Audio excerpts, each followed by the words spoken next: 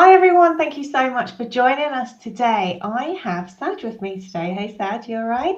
Hi, I'm good. Um, Thank you so much for joining me because I know you and I were chatting the other day about why I'm specifically looking for foster carers in the Muslim community. And I know when we were chatting, we were kind of talking about there are some specific barriers for people from the Muslim faith that may or may not be barriers. So I wanted to unpick that with you a little bit today, if I can. But before I do, obviously we are specifically looking for foster carers who have Muslim faith, and it's not a diversity exercise, is it? It's not a tick box exercise. We genuinely need people from the Muslim community. Why is that? There's well, hi again. um, the reason for that is we do have a growing number of Muslim children coming into care. I think there's around 3,000 Muslim children in care, but it's disproportionate against the amount of Muslim foster carers that we have. And the benefit we have here is we want to, support and encourage a young person's identity. We want to make sure that they heritage, their cultural, their Islamic, their religious needs are met, and Mm. that's why we are encouraging people like them to come and support them in care, because it can be quite daunting when especially I would say for our unaccompanied minors who are coming from war-torn countries such as Afghanistan, Syria.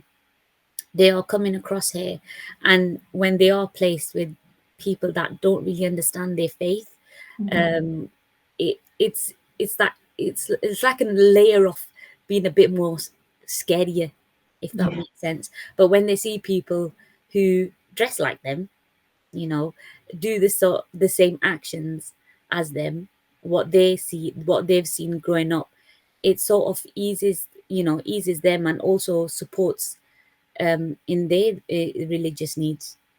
Really important, isn't it? And I know that you work directly with the children as well as the foster carers, but that's your role, isn't it, to help That's them right. navigate? I've got the best job. I'm a children and young people's champion, and I absolutely love the title, and I wear it with great honor and pride. Um, it's an honor working with these young people. They're absolutely amazing young people, and every day I feel like I'm learning something from them. Um, but as and I have seen it firsthand, where we've got young people from the Muslim faith who, as an agency at Capstone, we do try our best to, do cultural matches to ensure that, a young person is, and also the training that we would give to carers who may not be, Muslim or have that cultural background as a young person, and they do have that sort of training and our support behind them to say, oh no, maybe if the young person is saying this is what they mean, and this is their needs that need to be met, and our carers do a phenomenal job. However, we still have this little niggling thing where we want to make sure that we do have Muslim carers in the to support our young people. Mm. And I know that sometimes when I've spoken to people from the Muslim community, there are some barriers, there are some things, and I know in any faith, scriptures are there to be interpreted, aren't they? And people follow according to their own convictions. But I know again, when you and I were chatting, we were talking about there were actually some passages that our foster carers have interpreted to say that actually they should be fostering. It's the right thing to do. Having not read the Quran, Saj, tell me about those. Yeah, so in Islam, we're encouraged by God um, to, help one another. And also, there's our Prophet Muhammad, peace be upon them, um, mentioned to us that if we support, so I know young people would think fostering, orphan, it's actually, we would put it under the same umbrella as a young person that needs care. So I know some people like, you have to help an orphan, and that's what our Prophet Muhammad, peace be upon him, asked us to do. However, what we're saying here is we're putting the foster child under that same umbrella, and it's reported in a hadith, which is a collection of traditions, sayings of the Prophet Muhammad, peace be upon them. They narrated and said, I am the person who looks after an orphan and provides for him, will be in paradise like this. So they put their two fingers together and said, we would be like this. So, that for us is a massive indication, saying this is a great opportunity, for us as Muslims to, practice what our Prophet Muhammad, peace be upon them, said to us. And also, Allah says in the Quran, they ask, O Muhammad, what they should spend. Say, whatever you spend is good, to be for parents and relatives and orphans and the needy and the traveler. And whatever you do of good, indeed, Allah is knowing of it. So whatever you're doing, that's in verse 215, chapter 2, in the Quran. So that's an indication for us to say, God is watching us. If we do good, we will see, we'll see it not only in this life but in the hereafter too. And how important it is for us to support one another. Mm. You used the word orphan there, and I know that historically, for many cultures, actually, the word orphan has meant to symbolise someone who is just not able to be with their parents, that they're not living with their parents. But I know there is a difference here, isn't there, between adoption and fostering? I think there's a different barrier, and we're talking specifically about fostering. But why is that different from adoption? So in Islam, fostering is highly encouraged, highly encouraged. Adoption is also in some cases it is encouraged. However, what you're not allowed to do is change the child's name. So that we don't want to change the child's lineage, Mm. where they're from, like who their father is. They'll always be known. So I believe, even like, I got married 15 years ago, but I never changed my surname, Okay. because it's, you're not meant to. You're always going, I kept my father's name. Mm. And that's what most people are doing nowadays as well. Like, okay, we're not meant to change our names. So that's the only thing. It's just about changing the surname.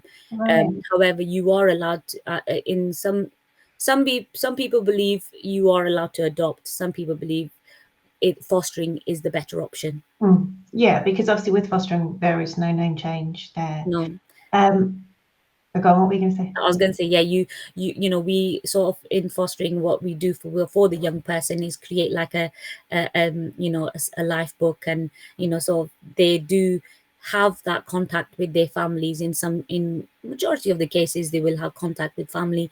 So we encourage that, support them with that. We encourage where they're from. We want to know about their heritage. We want to know where they're from and what is special about that country, for instance. The cultural food aspect of it as well. We encourage that. Mm. Now, tell me about the hijab, because obviously there's rules around wearing the hijab in public, and there's rules, that are different when you're at home.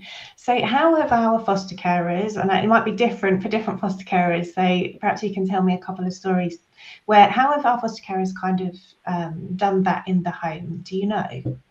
Yeah, I mean, we have foster carers ranging from all ages, like obviously 21 and above.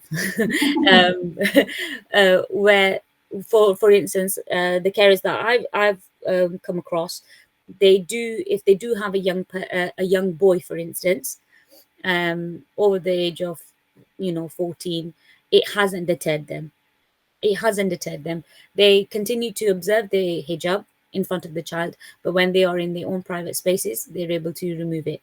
Um, I don't think the hijab should be a barrier for someone, because in the sort of big scale of things, what we're trying to say is, what is more important?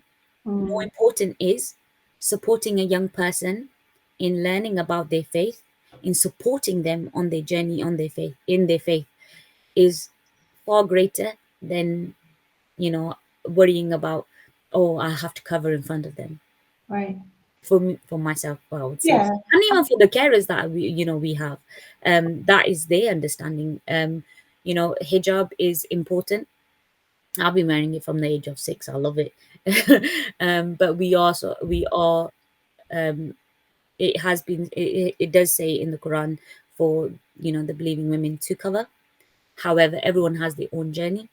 Yeah. So it's not down to me to dictate, oh, you should do this and you should do that. That's not down to us. And even saying that, we as, you know, Muslims, we can never ever believe that another person, I could be better than another person.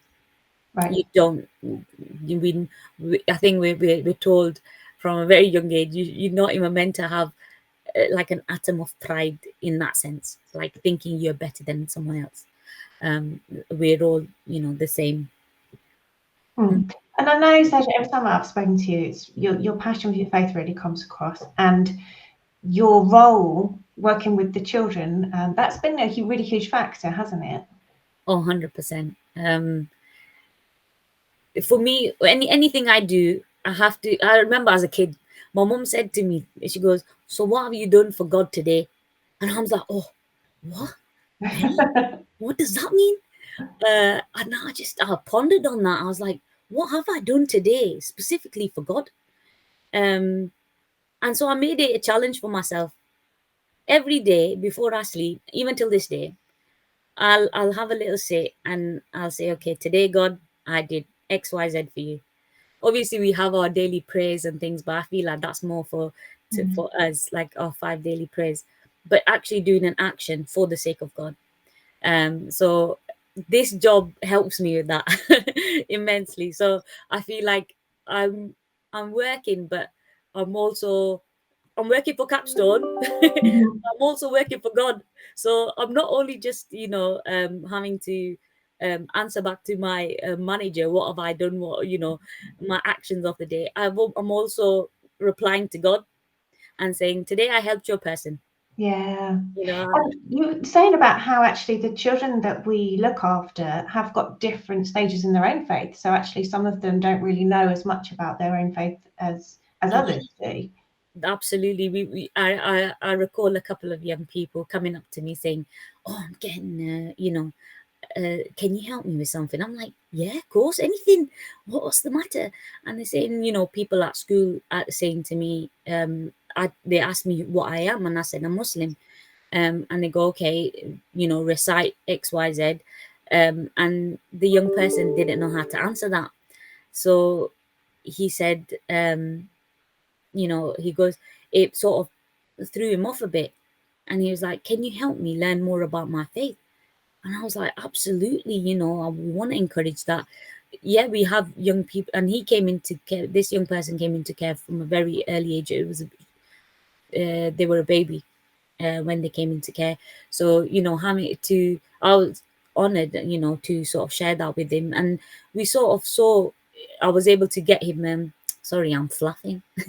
But what will happen with this young person, I was able to get him a prayer mat. Um, and it sort of had it in English, you know, what he needs to recite.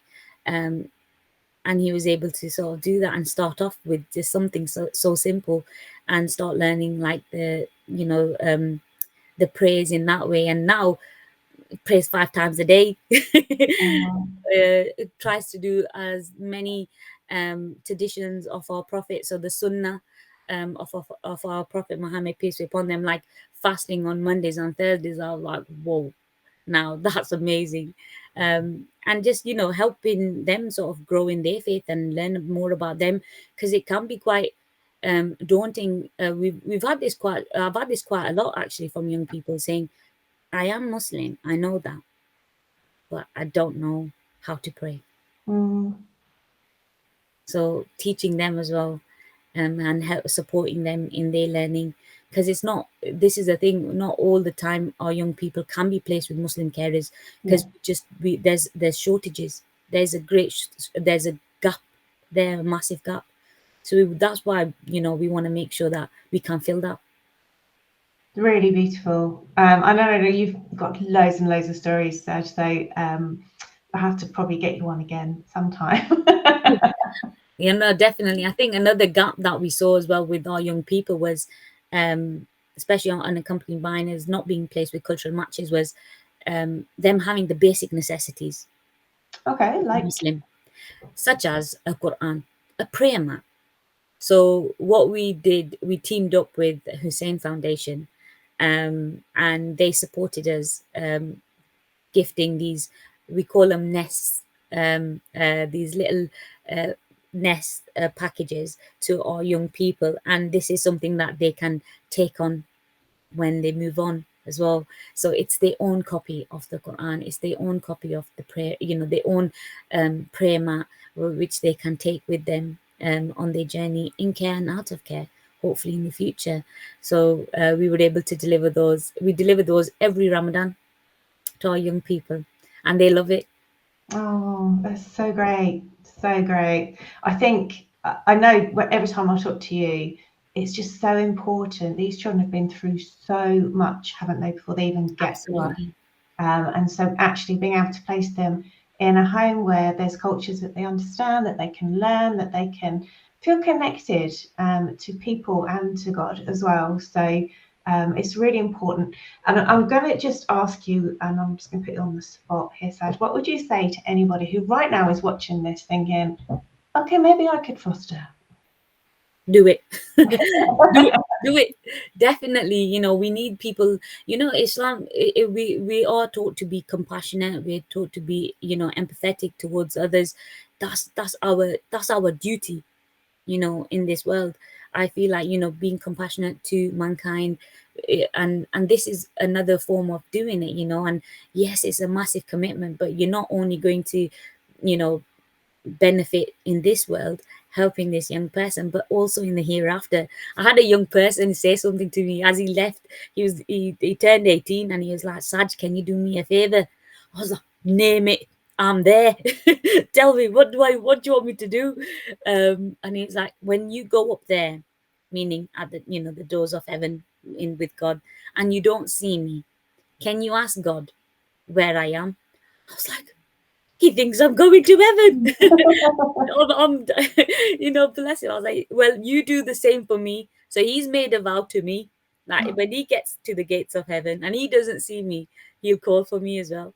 So like that, it's so so special.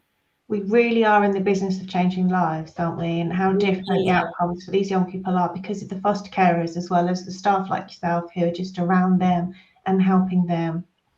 It's an honor, and I would definitely, please, guys, you know, I encourage you guys to join this join them in this journey, and honestly, you won't look back. You have us. We're here to support you every step of the way.